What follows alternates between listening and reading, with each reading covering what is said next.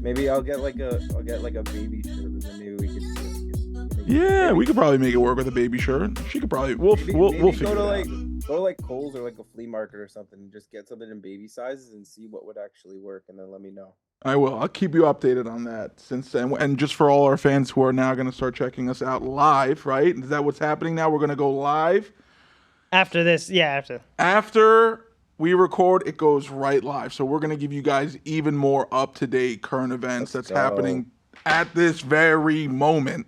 Keep everyone up to date. But another big surprise, we got a new Beyond the Score mascot over here, right? Say hi, Sadie. Say hi to the camera. Now she's turned my way. She's like, all right, I want to go back to Daddy. You know, we have the Sadie cam. Yeah, we got the Sadie cam just for Sadie. Look, Sadie, right over there, baby. Right there. You see? There she is. Mwah. Yeah, she's our new Beyond the Score mascot, and she's going to chill with us. And I think she's liking being on the show. She's just chilling right now. It's kind Hi, of good. Sadie. You can't hear me, but how you doing? Actually, I don't know. You dogs got crazy hearing. You might be able to hear me. Maybe, honestly, yeah. They got some crazy hearing, and she's looking around. She's like, I'm hearing something. I don't know where it's coming from. But she's chilling right now. I think she's comfortable, too. So let's get rolling over here, guys. We had a fun week. A lot of stuff happened. Obviously, some baseball festivities, including the Home Run Derby and the All-Star Week. I don't like to call it weekend because it happens on a Monday and a Tuesday, so it's not really a weekend. It's, the week. But nonetheless, Home Run Derby, Cal Raleigh, winner. Kind of surprised. I thought it was going to be Junior, to be honest with you. I had my money on it, too, actually. And also, I liked Byron Buxton, too. But Byron Buxton too. Junior screwed me in a bet one time, so I'll never back him again. But he's a good player. I'm not saying he's not a good player, but just there's certain things with that just I can't like one time he trust you. I messes it can't up, trust and you. that's it. It's over. Yeah. Trust goes right out the window. Yeah, Listen, but sometimes Cal- you can't trust your closest friends. Why are you going to trust someone you've never met in your life, especially with your money? Exactly. Kyle Raleigh, the big dumper, winning by 9.6 inches to advance to the next round. And then obviously his odds remained for him to be the favorite. Everyone should have known from there that he was gonna go off. I mean, I don't know. What's it called? You know what would be a good stat to look up? How many times over the last, I don't know, since I guess the Home Run Derby's been around, that the person who's leading the pack in home runs actually wins the Derby? Because I feel like you don't always see that. I mean, I feel like there's very rarely a wire-to-wire winner. well, I feel like this one was actually kind of closer than it has been over the last few years.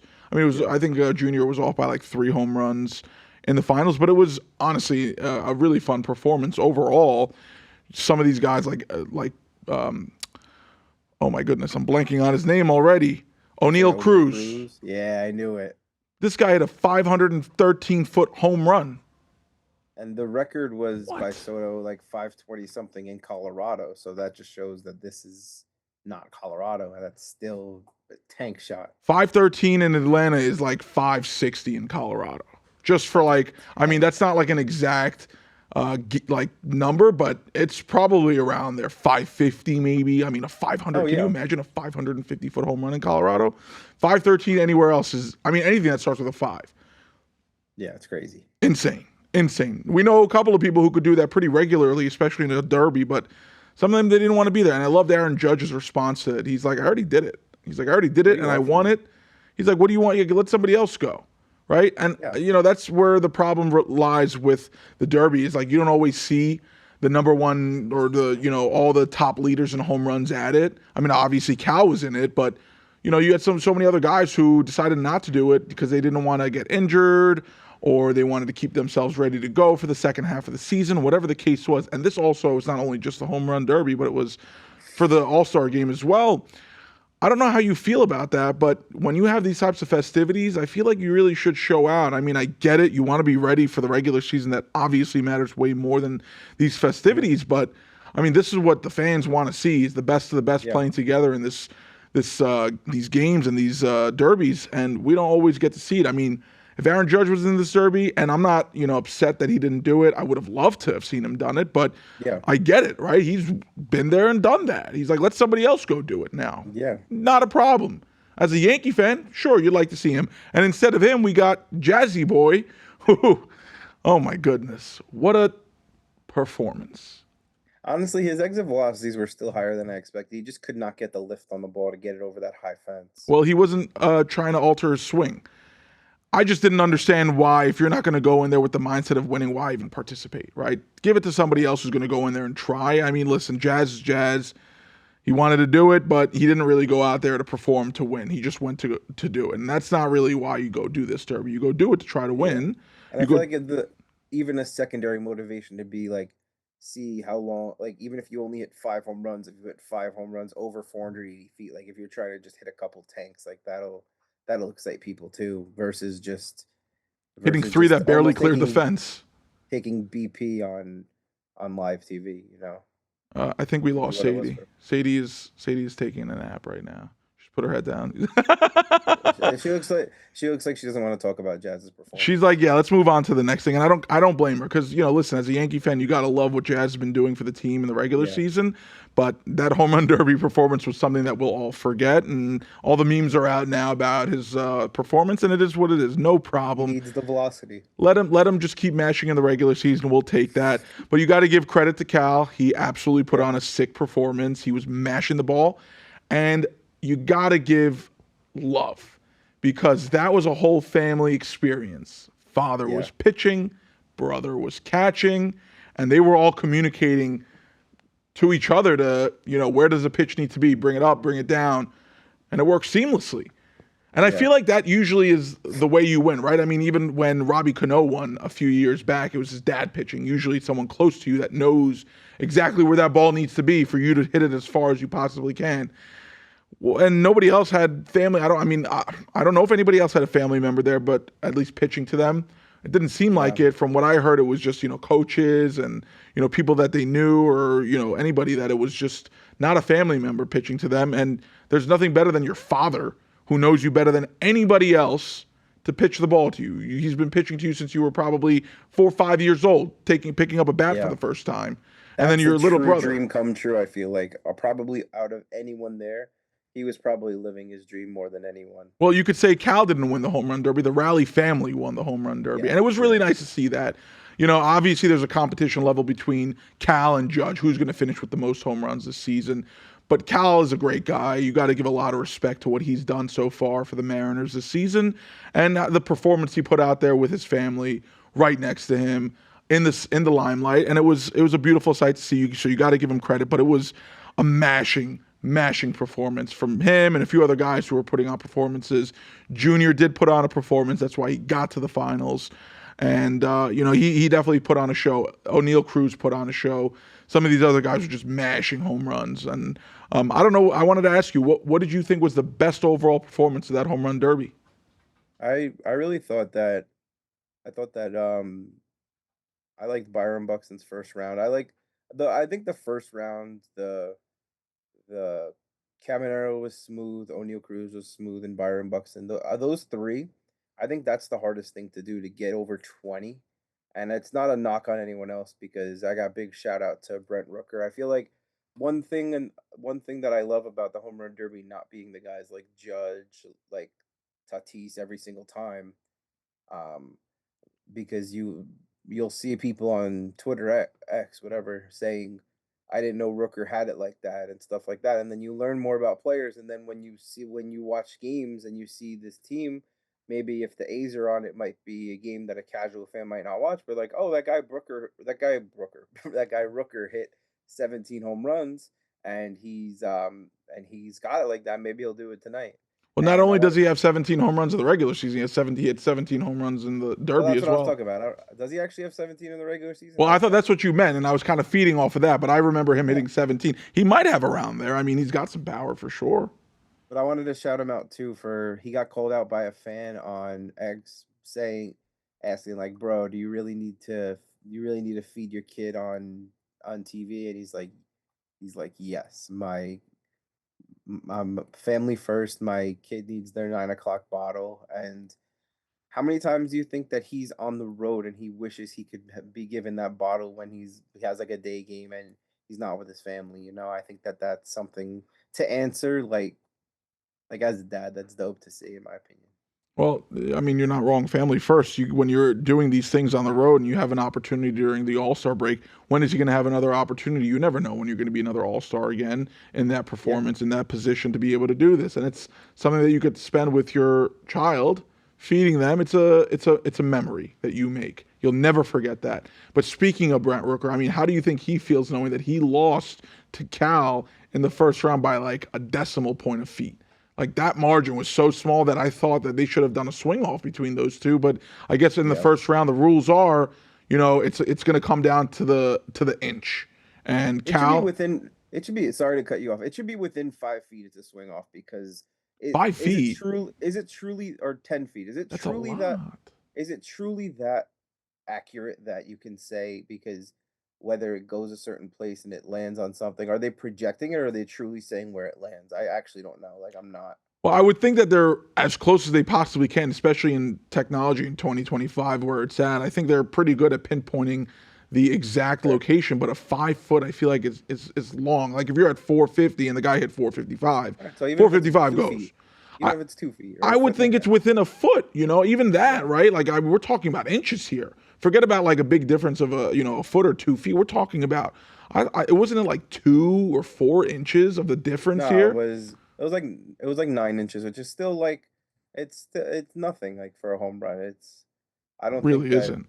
I think it should have been a swing off, but I really don't think that Brent Rooker holds any weight to it. And then if he never becomes an all-star again, he could say, I was literally this close to making the next round and then I would have won. I was literally this close to beating the champion. You could say Exactly. now because Cal ended up going on to win the whole thing, which that wasn't a surprising thing after he got through that round. I said to myself, if he gets through this round, and it depends on the situation of when he's going to go back to the plate, I'm not considering the whole family bonus that he gets because I feel like that's like an added bonus that you get when you have your father and brother involved in here. But Yeah. I figured, O'Neal Cruz, Jr., Byron. These are the guys who I expect to be in the top three, at least. And then, fourth would be Cal would be one of the guys that I thought could get there. He ended up not only getting there, but just winning the whole thing. When you hit 38 home runs in the regular season, you're tied for the most ever in the first half of a regular season with one other guy named Barry Bonds. Yeah. You have a good chance on winning the Derby, and that's why he was odds-on favorite, and that's why he ended up going to win the whole damn thing. And the big dumpster, was that right? Is that what he's called? Is that his nickname? Dumper. Close Big enough. Dumper. I wasn't gonna correct you, but you asked. Big Dumper. I'll never. See. This is what I don't understand. Sometimes when you watch Yankee games, we just recently played the Mariners, and Sadie giving a good pose. Nice. We were just recently playing the Mariners, and Michael Kay is talking about it with Paul O'Neill. They're like, yeah, his nickname that he got in the minors was Big Dumper, and then they go zoom in on the guy's dumper. Come on, man. Like, I don't think anybody wants to see that. Michael Kay didn't want to see it, but the cameraman not said, even like it's not even like it's Seattle's it's not even like it's Seattle's broadcast. Like, what are we doing here? no, but you know what is funny is we actually have on our radio show Seattle's broadcasters, now the Yeah. Yankees broadcasters. So there's some sort of similarities there, but we're talking about actually live on TV here, not just the recording. And they zoomed in on this guy's buttocks. It just makes no sense to me. I don't know why anybody would want to see that. I don't even think most women would want to see that, to be honest with you. So, Ben, I know you're sitting there going like this, but if you saw this guy, and he's got a big torso, okay? And Bumper. I That's where he got mean, his name from. those hips don't lie. That's all I can say. That's all I can say. That's the way we're going to wrap up the home run derby, and we'll get into the All-Star game. But congratulations again, Cal Raleigh. You're having a spectacular season. Now you're a home run derby champion, and you're also going to finish second place in the MVP. So congratulations on all those things. Congrats on that $1,000,000. $1,000,000, right? Exactly. I think did he donate it? I don't know if we heard anything about that. I didn't hear anything, but All right, if he I- doesn't I was donate it, then he's thinking back to being a piece of shit. his pitcher and it. If he didn't donate it and he split it between his pitcher and his catcher, I could live with that. Well, his pitcher and his catcher, his family, I'm certain they get a lot of benefits regardless of that $1,000,000. Those buckaroons. But if he didn't pocket, it's definitely better than, pocketing it. So we'll see it doesn't really matter. Whatever he ended up doing with that money, good for him. He won. Nobody's going to give him any slouch for that. So let's get into the All-Star game because that was an interesting one. They seem to always change these rules up to try to spice things up. Yeah. I don't know how you felt about these swing-offs at the end of the game. I don't know how you felt about Aaron Boone's managing towards the end of the game, but none of it sat well with me. I frankly didn't enjoy any of that. I barely watched the game, to be honest with you. And all I know is it was 6-0. The NL was winning. And then next thing you know, it's 6-6. And the AL scored those 6 runs in like the 7th, 8th, and the 9th inning. And then they went into this swing off. I would have thought that any fan there who was watching would have preferred to go to extra innings. Now the problem becomes is you don't have any more pitchers left, right? Yeah. But I mean, this is the All-Star game. We're finagling everything. Let some of these guys go back in and pitch. Let's get some extra innings. Let's get a walk-off. Let's get these guys celebrating that don't play together at home plate on a walk-off. Yes, they did that on a home run swing-off, but Schwarber, who won it on a walk-off, I don't even know if it's called a walk-off because he did that, and then Jonathan Aranda went right after him. So I don't know how you consider that a walk-off. I don't understand. To me, that's not a walk-off. I think that the swing-off will be much better if the game actually meant something, where they're just doing it. They're just doing it, and there's no ramifications for it. I think the guys would definitely care more if they, let's say that Aaron Judge probably would have stepped up to do that if home field for the World Series was on the line, but it doesn't mean anything. So we got Rooker, Rosarina, and Aranda. I feel like I don't know. I feel like when you're already out of the game and you've been sitting all that time, you don't want to start back up because that's the one time that I really understand maybe getting hurt. When you play, you take a couple at bats, you play a couple innings in the field, and then you just stop for a couple hours. That's probably the reason why Judge didn't do it, and Aaron Boone, being the manager, didn't want to risk losing his best player to risking losing his best player to any sort of injury on a swing off. But yeah. I mean, like you said, if it meant something, you probably have your best guys out there to win it, to secure. One more thing, yeah. I don't think that. Sorry, if there was a single player that didn't get in the game, I definitely don't think the game should be able to end if there's a bench player who didn't play. Because then what's the point of these contract bonuses getting met? What's the point of being an all-star if you're not used and the game goes 9 innings and your team wins like that, fine. But if it's tied and it needs to be broken up, the all-stars need their depth, and those are also all-stars. Here's another thing that really is annoying. You think Kyle Schwarber deserved to win MVP? No, but again, it doesn't really mean anything. So I guess that they were just trying to. I think they were just trying to bring attention to the fact that the swing off happened, and it's probably really exciting for the people in the building. But I feel like when you're at home, it's not that dramatic. But here's the rules of what was stated. Yeah, I know Kraus sent me that too. So I like how you know that he sent that to me too. Listen, at the end of the day, forget about the fact that whether you think somebody else should have won. It's about the fact that it says the swing off does not count towards consideration for MVP. So how on earth could the guy who walked it off, and that's the only thing he did for that team realistically, wins the MVP? Well, to be honest with you, you probably worded it the worst way possible to have a stance. I 100% agree with what you're saying, but for you to word it the guy who walked it off I feel like that's the. Well, he walked it off in the eyes of baseball and fans, and that's the way it was considered, but. You and I and a lot of people don't consider that a walk-off as a fan.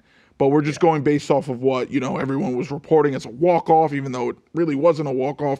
The fact is, those swing-offs don't count towards MVP voting. And some way, somehow, they didn't consider that, and they gave it to Kyle Schwarber. I don't think he really deserved it. Besides the point of if it was Pete or somebody else who got it, it just didn't make sense. I mean, listen, Kyle Schwarber, great guy, good player, nothing against him personally, but it's just about the fact that you say something, you make these rules, and then you don't stick to it. Is it a Manfred thing? Is it a voting thing? Always a Manfred thing. It's not a big thing, but it's something to consider. It's where are we at with these rules? Why put them in place? What's the point of this All-Star game if we're not going to follow what's set, right? I mean, let's not forget a few years ago, the All-Star game used to be whoever won got home field advantage of the World Series. They took that away. And I feel like when they took that away, That's when they completely ruined the All-Star game because nobody was Yeah, playing for anything at that point. It was just a festivity thing. It's like the Pro Bowl for the NFL. Nobody cares about the exactly. Pro Bowl in the NFL. NFL is the biggest sport in this country. Nobody cares about the Pro Bowl. The biggest thing is the NBA All-Star weekend only because you have all these different events and for hockey as well. But it's like nobody's playing for anything else in these sports. So what's the point here of, making these rules and then not sticking to them? I don't know. Do you Yeah. think he should have won? Do you think it should have been somebody else? It's tough because for me, by the logic of the rule, then for me, my winner would have been Bobby Witt because the only reason the game continued was because he came through in the ninth. I know that Alonso homered and Rooker homered, but if you're looking at the MVP and the game went to a swing off, the AL wouldn't have survived without what Bobby Witt did. He doubled, drove in a run, and then scored the sixth run. And I don't think that that's an MVP worthy performance, but I don't necessarily think you have to have one if it gets to a swing off. I just think the team should win, and then whatever. I maybe it could go to a pitcher or something because there were a lot of zeros on the board, and I'm sure some people had some great performances, but I don't think that when you look at the batters, you can't give it to Rooker or Alonso for their 3-run homers, which it's very impressive to do that off of all-star pitching, but regardless, I think that the game continued because of Witt. So, and he didn't really he got the game tied. He didn't even win the game. So, the to me, it's a stupid rule.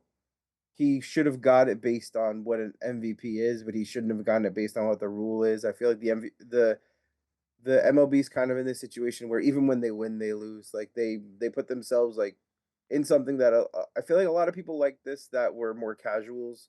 But even then, this MVP thing is just something that's so unnecessary to have in the rule book because I'm pretty sure this is the first time this ever happened, and that little stipulation just and you don't even follow the stipulation you put in. It just makes absolutely no sense. Well, I think one of the other rules is you have to be on the winning side in order to actually win. So if the AL won, definitely Bobby Witt. That's Um, fair too. I didn't know that, but but it makes sense. you're right. Obviously, I think it should go to the team that wins. The best player on the team that wins. But I agree. If that rule wasn't in there, then you give it to Kyle Schwarber because he was the one who actually sealed the deal, regardless of the way you want to put it. You want to consider it a walk off or not. He was the one who was the last man standing for the National League and got the job done. Other than that, though, here's a problem, right? People don't typically like change. But when they get the change, they want to see consistency. They want to see that stay around, at least get used to it. MLB fans don't have an opportunity to get used to what's happening in these festivities because they're always changing the rules. They're always modifying it. It's hard to keep up with. This happened this year, and next year you could expect something completely different to be the case. So, we'll have to see what they're going to keep coming out with, but I feel like they have to come up with a concrete plan going forward about how these All-Star games are going to be held. The Home Run Derby, the All-Star game, I mean, even the Derby itself is constantly being changed. Now you have 40 pitches in 3 minutes, and then it goes to 30 pitches over 2 minutes or 27, whatever the number is. Yeah. It's always confusing for fans, even the most avid baseball fans who sit here and they're saying, what is this? What am I watching? This is not the same as what I saw last year or even 5 years ago. It's uncomparable to what it was 5 years ago. Listen, we love baseball. It's my favorite sport, and I'm almost confident to say it's your favorite sport as well.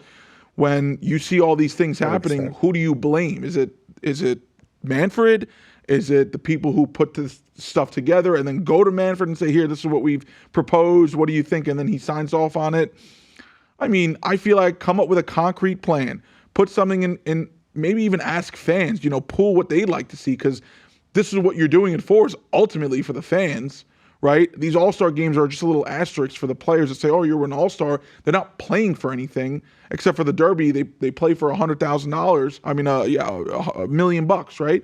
So that's all you're really playing for is a little bit of cash, a little bit of, okay, I'm an All-Star this year, and that's it. So maybe ask the fans. Nobody's saying you have to do what the fans are telling you, but get the gist of what the fans want and then say, okay, this is what the consensus is. If it makes sense and we can do it, let's put it together because this is what the people want. Yeah. You could even you could even do it like you could do it like Savannah Banana style where every you have to win like every inning and then whoever's winning at the end of the game, It's like kind of that. like the NBA, what they do with the quarters. right? You win the quarter, and then at the end you tally it up. Fine if there's something to play for. I mean, listen, you and I already know this. If you and I were co-commissioners of the MLB, I feel like anybody would say this, but you and I are pretty confident that if you and I were the co-commissioners, we would run a great ship over there. For sure. So, Manfred, if you're listening and you need some advice, you know where to come to. I think that it just comes down to, this is one of those things that all-star games and Pro Bowls and all that stuff aren't really appreciated. So they kind of overlook it because they kind of just look at it as maximizing the money that comes in and not really making it watchable, but not really going the extra mile. I mean, they definitely put a lot of work into it, but in terms of the little details that the really big baseball fans love, they don't necessarily cater to that. Well, it's safe to say it's definitely the biggest money grab, but here's a problem. I didn't watch, and I'm a baseball fan. I love baseball. I didn't watch the All-Star game, or I saw parts and bits and pieces of it. I turned it off once Judge came out. And I'm not going to sit here and say that's because I wasn't home and I was out and doing some stuff, but I could have went out of my way to say, all right, let's put it on the nearest TV to watch it. I couldn't really care less. So if you're losing viewership, it's not like it's going to go from what it is now to 0 next year, but if you consistently are losing, then you probably want to come up with a solution in place to be successful and actually have viewership, retain your viewership so that you could make money. Right? Other than that, why not just call everyone an all-star, don't even put on a game and keep going? Say, all right, you're an all-star, that's it, let's go. Fine, no problem. You could even make them an award at the end of the season so that at least if someone falls off in the second half of the season, they're not getting an all-star nod when they batted .211 with 15 home runs and 75 ribbies when they have like a first team, or is that, I know they have that in the NBA, the first team, and in the NFL. And I think the NHL, they have that too. Do they have that in the MLB or no? You see, these are the questions that we should know, but sometimes we don't. I feel like they started something last year regarding like the all teams. I know it looks like you're doing a little bit of research on your end over there. I don't know. All MLB teams, yeah. All MLB teams. I felt like there was something that was out there regarding it. So 2019. I'm glad you were able to clarify that, and so we're at least not sitting here like, oh, we don't know. We're able to figure it out real quick. At the same time, we don't pretend that we know everything. We just present what we're. The only time we pretend we know something is when we're adamant that we think we know it, and then we're just wrong. But luckily, we have each other to correct each other, right? And it's happened a few times where I've said a couple of things, you're like, and maybe a couple of times you've done it too where I'm like, but that's why we have great fact checks. And then we even have Ben on the other side who chimes in when he needs to say, I don't know about that, guys. Here's the real fact. Comes out with that information. Yes, sir. I'm here, the super producer. They have a first team and a second team. Yeah, I think that's enough. Who needs a third team? At the same time, DJ LeMahieu and Anthony Rendon were on the first team the first time. Well, that was 2019, and when those guys were actually very good. I mean, Rendon helped his Nationals win the World Series, and we all know how good DJ was in 2019 for the Yankees. So that was a different time, man. That was completely different. That was still when I was living in New York time. Very different time. Pre-COVID time. A long time ago, but you got to still give a lot of props to the guys who made it. Congratulations to all the All-Stars. Congratulations to Kyle Schwarber. Congratulations to Raleigh. And congratulations to a few other guys. Mizrowski, who, was given the nod, he came out there and he was exceptionally fun to watch. But another person I wanted to give congratulations to, and in my opinion, might be arguably the greatest starting pitcher of our generation that we've seen pitching in his final performance at the All-Star game, Clayton Kershaw. I don't know if we've ever seen someone as dominant as he was, especially in the regular season. We're not going to get into the postseason, but the numbers he's put out there in the regular season, I don't think you could really compare, historically speaking. You could compare him with like Sandy Koufax and some of the greatest. So I don't even really want to even get into that, but you have to, unless you dispute it and you want to come at me for it, then we could have a conversation. But this was his last. He was a legend pick, and they gave it to him, and it's nice to see that because as much as maybe his numbers weren't really there, this is his final appearance, and he absolutely deserved it. Considering we've seen these legend picks, and we've seen it throughout other sports too, where they give like an honorary veteran that title. We've seen Dirk get it in the NBA, Dwayne Wade get it in the NBA. So why not give it to someone who's done absolutely incredible things throughout his whole career for one organization, won multiple World Series with them, multiple MVPs, Cy Youngs. I mean, this guy was one of the best to ever do it, really, overall. Forget about just the pitcher aspect. So got to give him a lot of credit. And, Paul Skeens, there's not really much to say. He's just Paul Skeens. He's electric to watch, and he's incredible overall. So, perfect first inning, right?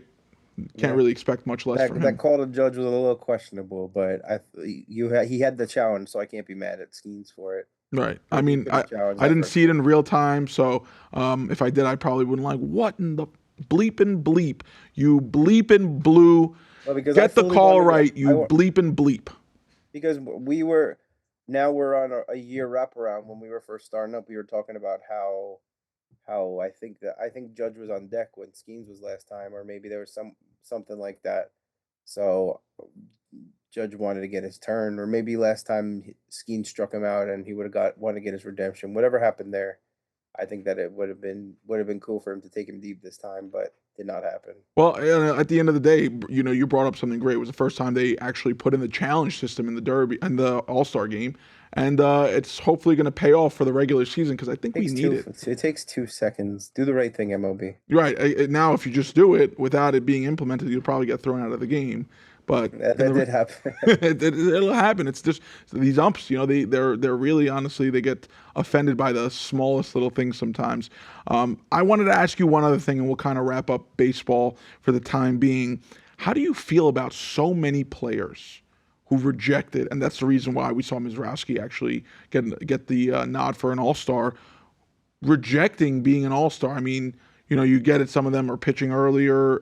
They pitched the day before. They might, pitched 2 days before. But to reject it in its entirety, I mean, I don't know. Is that concerning as a fan? No, to me. Well, if I've been an All-Star already, I want to be voted in. I don't want the handout of the.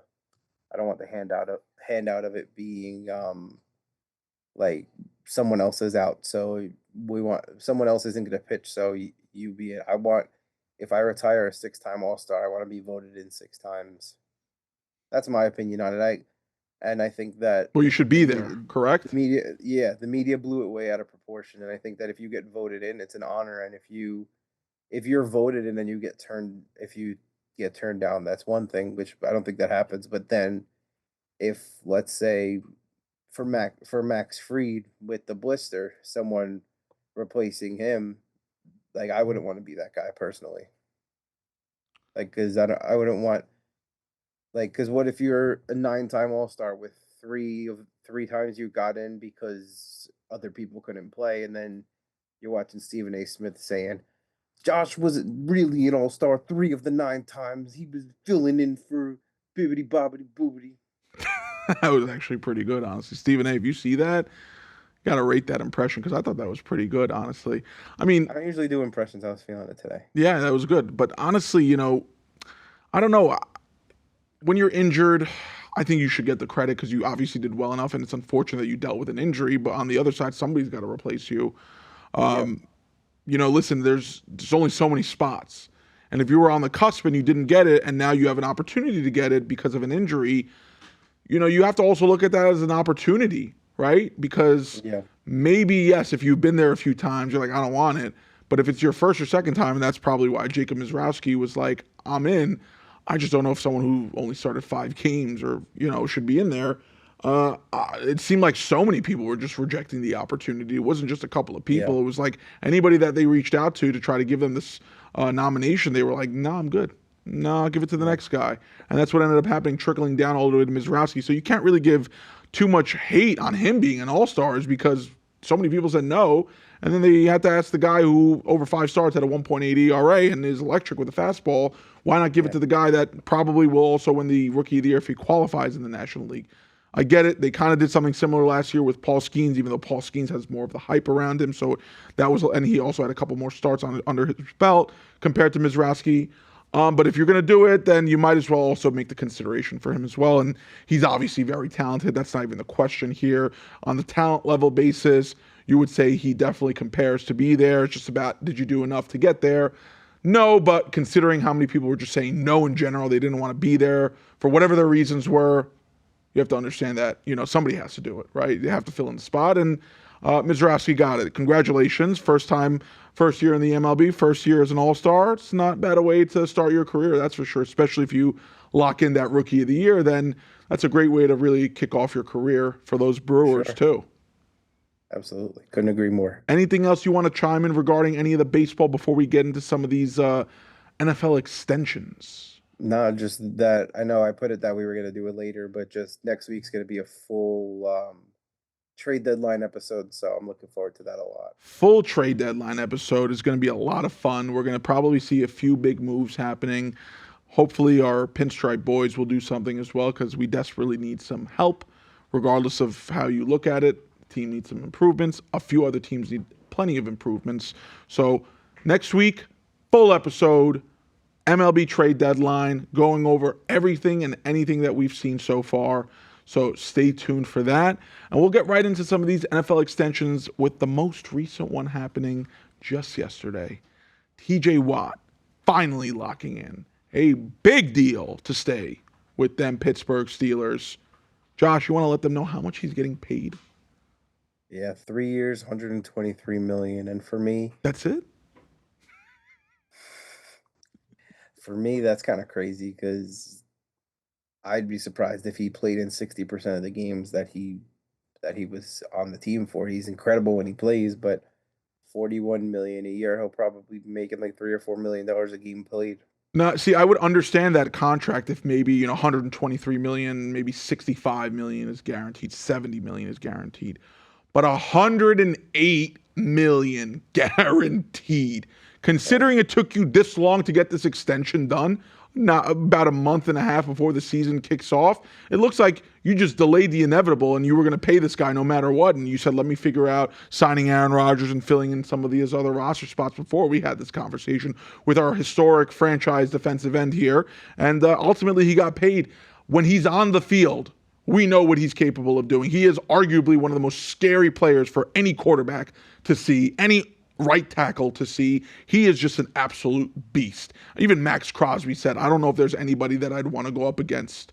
And we're talking about someone who plays the same position. It's just respect among those defensive ends. I mean, these guys are sick players. And TJ Watt comes from a bloodline of incredible defensive players. So, it's hopefully you see him on that field because we know what his impact's like. We know what the quarterback's going to have to go through on the other side with him there lurking around, getting ready, because it's just a matter about making a half-second imperfect decision, and he is right around that tackle, and he is on that quarterback's you-know-what, and that quarterback's on that ground.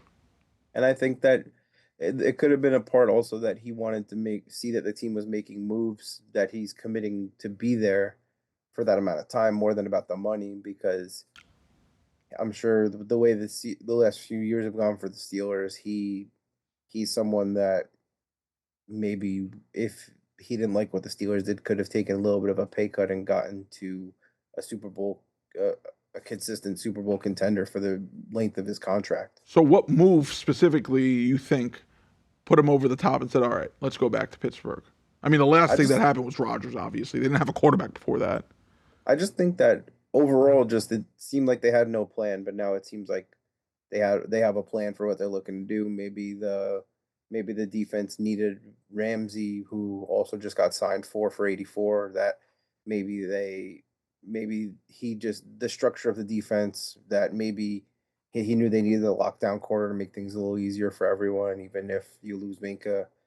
I think that schematically that could be a huge thing, but obviously I'm not in the room with them. But I think that with him being after all the other moves just kind of shows me that he wanted to see things happen before he committed 4 more years, really, because that starts next year, right? Yes, exactly. So, I mean, it's a good point you make. Some people also like to look at legacy, staying with one organization, doing as much as you can to fulfill your obligation with that team. Hopefully you win a Super Bowl. I mean, storied franchise, storied head coach. Now you have the storied quarterback. And it all kind of fits the mark of if you can get it done, your legacy is going to be standing in Pittsburgh for a really long time, at least specifically for TJ Watt. And so I'm happy for him. I'm happy that he got paid. I'm also hoping that he stays on the field. Now, if he's up against my Giants, I don't know how I'm going to be feeling about that, because he's probably looking at Russell Wilson like, oh, we were teammates last year, huh? Oh, okay. Let me show you what it's like not being teammates. And it's not going to be pretty. Maybe even start Jameis Winston for that game. Even maybe Tommy DeVito, just so that we don't have this, on the shoulder. All right, let me show you a little extra something. So, I mean, congratulations again. Great player and, surefire Hall of Famer when his career's done. Oh, yeah, easily. Another thing, the Jets dished out recently $250 million in extensions. Ben is baffled. Ben is like, how is that even possible? Look at his face. Listen, I get it too. When you're going to pay Garrett Wilson and Sauce Gardner 130 and 120.4 mil each, yeah, that adds out to 250. She's a little upset about that. Yeah, Sadie's like, I don't like them Jets anyway. She's like, put them away. I want to talk about the Giants because she's a big Giants fan. She loves it. We watch Giants games together. We watch Yankee games together. She's so good. Right? So good. She's just chilling. She's like, just chilling. She's chilling. She's like, I'm with Daddy. Life is good. There's no problems. I'm having field trip after field trip. Rumor has it that Harper's NFL fandom is up for negotiation, though. Well, listen, she's getting a little pissy because I keep taking Sadie out, but it's tough to bring Harper because she's a little bit bigger. But I think Sadie's also younger. She still hasn't seen all the things with the Giants that you've seen. Harper's probably tired of it. Well, Harper's seen a lot of crap. That's true. She hasn't seen a lot of good football from the Giants.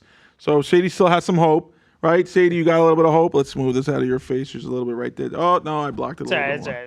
That's all right.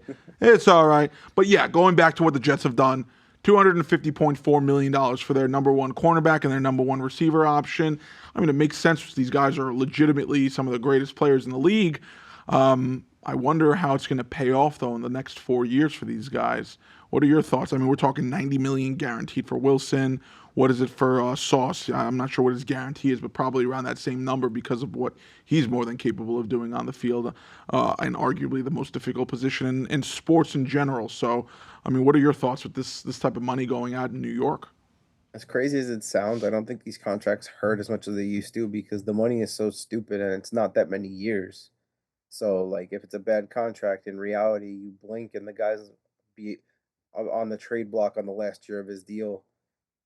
If the contract doesn't work out, it's not like it's one of these huge baseball deals that's like that 500 million for like 12, 13, 14 years. Like, I think that it being such a short amount of time, I think that they feel like they're really happy with their team and they want to keep their core and they want to show everyone else that they're looking to build this product. But at the same time, they have their owner in the media talking about moving to London. So I don't know. That's a topic for another day. But that's just so confusing. Yeah, well, the money itself is astronomical for a league that makes an astronomical amount of money. So to me, it's just the players getting their share. I mean, do I think that people are worth like $2 million a day to do anything for a day, or because that's what they're making to play a game? Absolutely not. But that's what the interest level is. So they're earning their cut. Yeah, well, if the big guys up top are making that type of money, it has to trickle down, right? If the owners are making more than they were today than they were 10 years ago, it's going to affect all the players down the line. I don't know how likely it'll be if after 3 years, if it's not working out. And I mean, it's not going to be a scenario. I don't think we think that either one of these guys are going to tail off over the next 3 years, but injuries could always happen, and that's the biggest concern. Yeah. If they do, it'll be probably tough to move them, or they're going to have to eat up a lot of that dead cap and save that for the following years, and that's going to affect them over the long run, salary-wise. But it's the move that had to be made. I mean, you talk to any Jets fan, they're going to say this had to be done. There's no questions. Number one receiver, number one player on your defense overall. And you lock them up for the next 4 years, at least give yourself a competitive chance to try to do something in your division in that AFC East that's, pretty competitive as it stands right now. So, the Jets are in that lurking spot right now where they're looking at the Patriots like, what are they going to do with Drake May? And what are the, Dolphins going to do? What is their situation looking like? You obviously know how good the Bills are. It's just going to be a matter about who's really going to be fighting for second place in that division. I'm curious to see where that's going to end up being. So it'll be fun to track them. It'll be a great opportunity to just see where these contracts end up going in the long run for these players.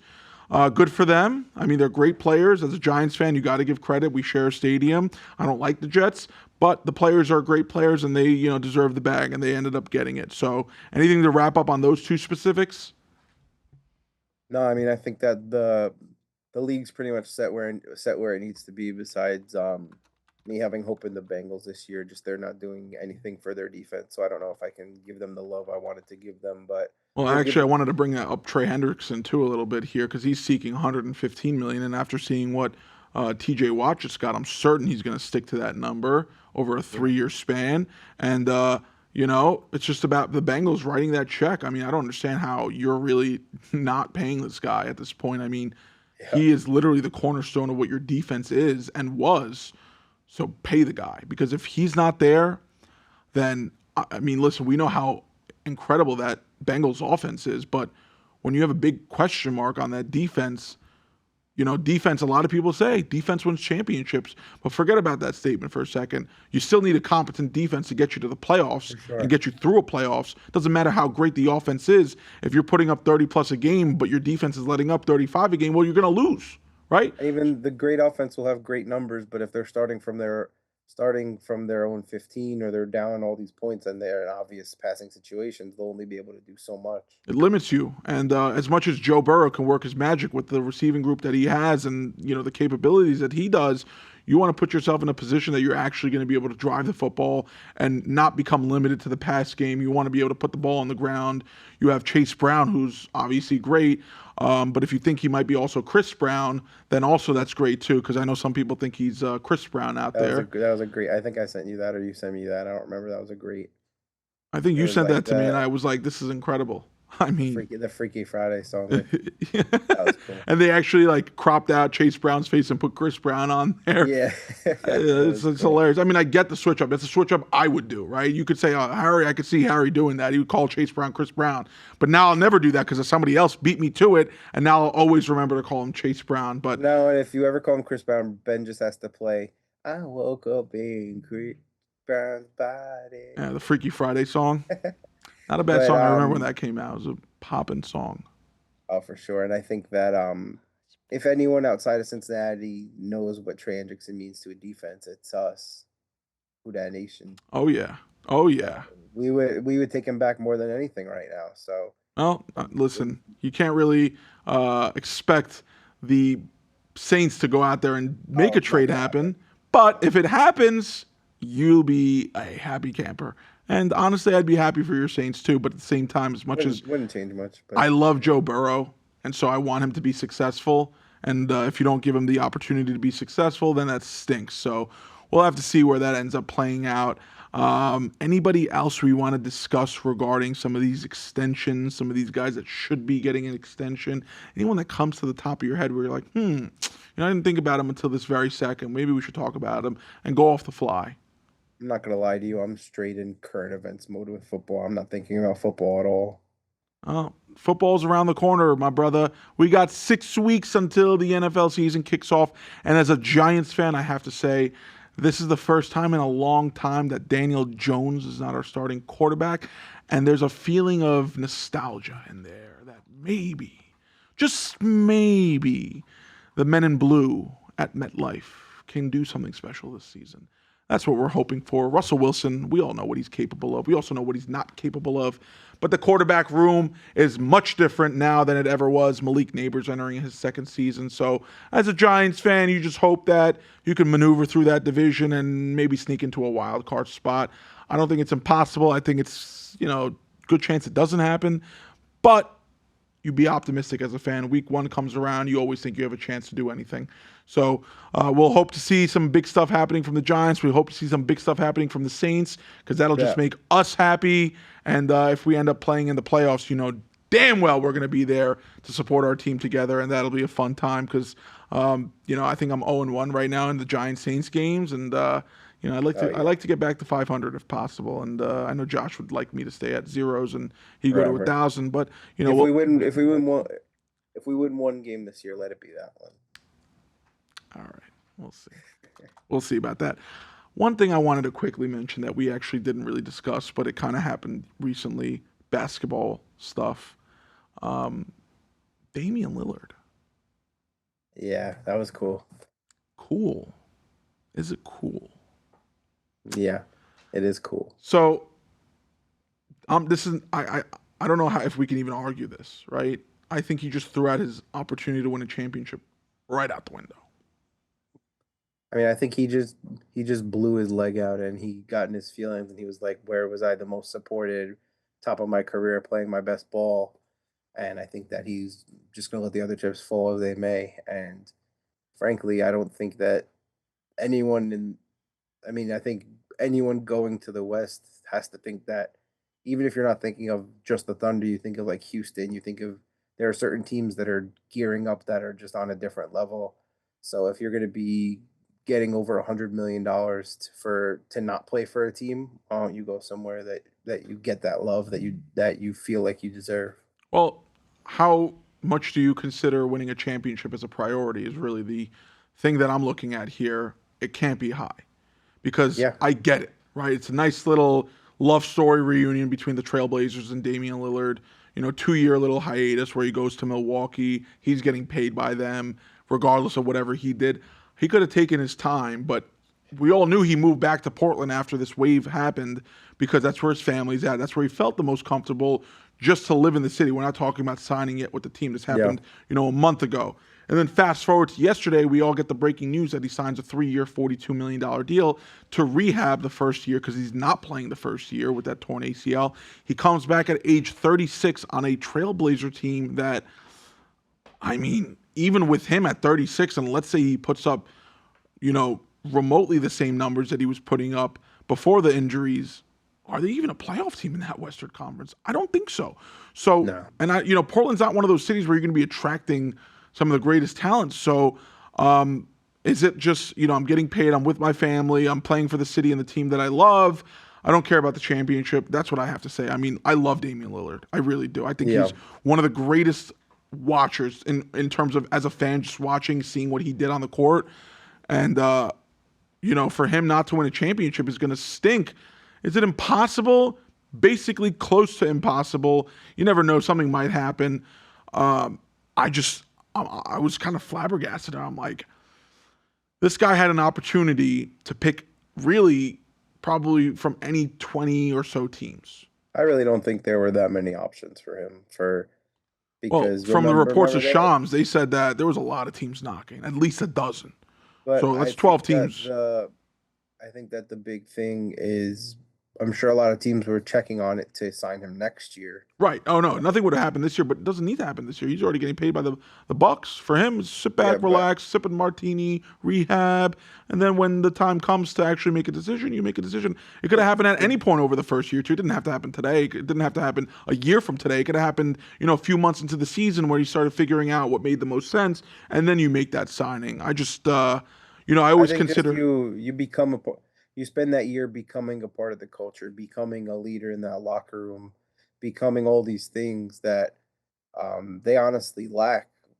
They've lacked for a while. So if if he's around, I mean, yeah, he's definitely not going to go to the games on the road this year. But if he's a big part of the culture, then when he comes back, it's way different than getting onto a completely established playoff team as a role player when you're someone that you feel like you have something to prove that I don't know. I get what you're saying about the championship, and I don't know what I would have done if it was me. I've never been at the top of my game and then get knocked down and not play well because I've never had a top of my game as high as Damian Lillard, even close. So I can't relate to what that feels like. But if I had to guess, it's something to do with getting in the room, training with real NBA trainers that have your true best interest in mind, not just trying to keep you in shape, like really working on the plays for a year, doing all these things. Now, if the year doesn't go well and they fire their coach, then that's stupid because you're you're planting a seed with putting Damian Lillard there, and you want it to grow and make everyone around him better. And it's something that you never think of Portland as a great culture, but this could be something that could be really good just for their chemistry. And I don't think it's going to bring them rings necessarily, but if you asked me 5 years ago if the Thunder were going to be champions in 5 years, what do you think I would have said? No. Exactly. Well, I mean, the story came out that a week ago that Dame and Portland Trailblazers GM Joe Cronin, they got together and they rehashed out their prior downfall. That was the reason why Dame came out of Portland. They squared away all their problems, and the reunion, I guess, for him was, I want to keep my legacy in Portland. I do respect that. I really do. Yeah. People are probably going to forget the fact that he played 2 years in Milwaukee next to Giannis because they really didn't do much. And now you go back to Portland and, at the end of the day, he might end up being one of those players who gets a statue outside of that stadium. And that really does cement the legacy that many champions don't have that. So that's a different sensation. That just came to my head right now. So considering that, maybe then you make those decisions, especially with the ability to rehab. We're actually running a little low on time here. Ben, let's get that question rolling and then we'll wrap up. Alrighty. Can you hear me all right? Sadie, can you hear Ben? I was thinking, is it okay if I throw myself on the camera? I think in my opinion, I like this. 3-shot. I was like, wait a second. It's something that you don't ask. That it's actually it's kind of insulting that you would assume that we don't want you. You're right. All right, I should. I think it was more hypothetical, if anything. I don't think he was gonna. I'm blowing it up. We all like to pull each other's legs here and there and just be a little funny. But you guys should hear when I get into the Zoom what these two are talking about. Every time it's a good story. That's for off camera. Okay. Hey, also, I'm just doing. Harry was a guest on my show, Josh. So I'm just trying to say you might need to be a guest on the show. What about this one right here? Can she be a guest too? Of course, she's always welcome. Right She's got to come to more shows now. So sorry, you shouldn't have brought her because now I'm gonna be like, where is she? Well, she kind of looks like she's a fake dog too, right? Dude, she looks. Dude, so many people have been stopping by too. It's awesome. I know everyone's waving. They're like, "Oh my god, little doggy!" I know. Right? Oh my god. Especially when you guys are what's the word? Oogling out the window. Then you got a dog. You'll get them to actually come in. Well, honestly, for the most part of the episode, I didn't even feel her on my lap because she's so light. So it doesn't even feel like there's any difference for me on this side. And I mean, this was a pretty good try. I could bring her more often if we're just chilling like this. Yeah, she seems very content. She seems fine. As long as she's with Daddy, she don't care. Oh, I see. Right. All right. So Matt's question for this week is: do you think a salary cap or floor for the MLB would make teams be more competitive? I feel the bottom end teams are struggling and refuse to spend money until it's a win now window. So I'm kind of hearing this question as, is it either a salary cap or a floor? Not where is either of them it. So I think that making a salary cap would spread the wealth of, especially with the salaries rising, it would spread the wealth of, if players want to get paid, they might need to go to a market that they never considered it because they need a star. And if you have a floor, then I think a floor is not the best idea because you end up with guys getting ridiculous money that don't really do anything to reach the floor versus them actually utilizing the floor for its purpose, which is building a competitive team. But if you're using the floor the proper way, then it could be a really good thing. But these people are always looking to manipulate the system however they can. I'm pretty sure. Okay, I don't remember what year it was, but I'll never forget when we traded for Kyle Singler and then gave him that extension. And the only thing I don't remember anything about his game. I just remember that he kind of looked like Taylor Swift. So that's not worth $40+ million to me. No, I mean, here's the thing. You said it right because I was gonna contest when you said the floor is not very good, but if you do it the right way, yes, it's good, because the floor, what you're supposed to be doing is not overpaying players, but getting new blood in the game or on your team that's going to actually help you win games and pay those guys, right? Like, perfect example, the Pittsburgh Pirates, right? If you set a floor and now this team needs to spend. Well, Pittsburgh is a sports city, right? Yeah. One of the most, if not arguably the most beautiful stadium in all of baseball. Players would love to play there. So if you set a floor and now these guys need to spend, I don't know, let's just call it $100 million, and the Pirates are spending about $45 million currently, well, that $55 million shouldn't go to saturate what their current players are making, but instead should go to some new players that are actually going to be able to help them win games, stay competitive. That's ultimately the point of the floor. The cap would have to be at a number that's probably less than some of these big teams are already spending, like the Yankees, Mets, and the Dodgers. So that'll affect them where now they have to figure out a way to get under that cap. So let's say the cap's $250 million. Well, the Yankees, the Mets, and the Dodgers are going to have to find out a way where they're going to get under that. And that might be where they start implementing what the Dodgers have been doing by deferring salary so that it looks less. I'm not sure what the actual rules would end up being in that case, where they'd say, all right, well, if we're going to do this, you can't do deferrals and you can't do this and that. But I would think a floor would work in its perfect form the best way. Set the floor, make sure that these guys aren't paying the guys improperly. Let them go out and spend the money on free agents instead of paying in-house guys more money than they should be making. Because at the end of the day, that's not going to help. If you're just paying someone $20 million when they're really worth 10, you're only hurting your team, not helping yourself. And you're going to hurt ownership because they're spending more money for the same guy that's not getting them the better results that they need.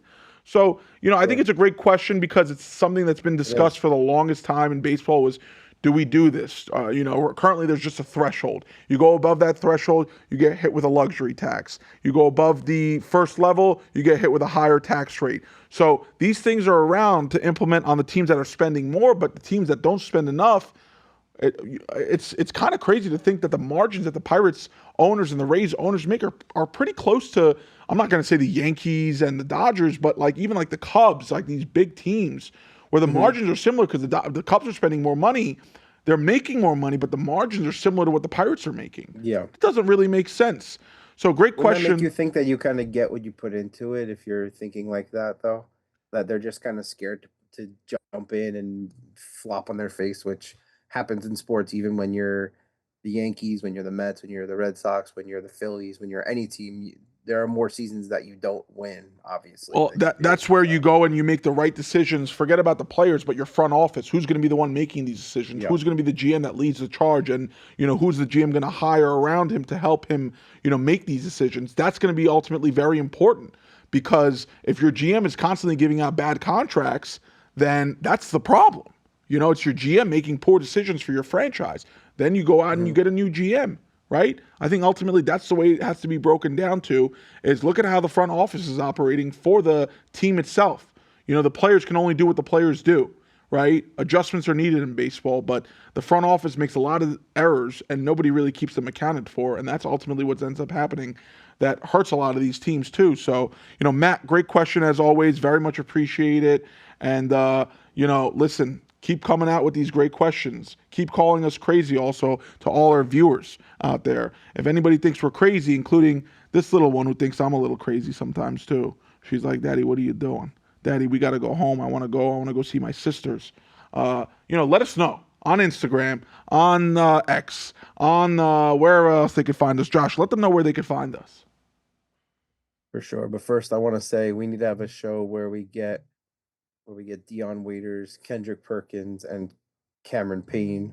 Cameron Payne not as big of a Cav, but three guys who have played for the Cavs and the Thunder to go next to Harry and have a cool conversation out of that. That just came to my mind, and I wanted to put that out there. But Apple Podcasts, Spotify, and YouTube.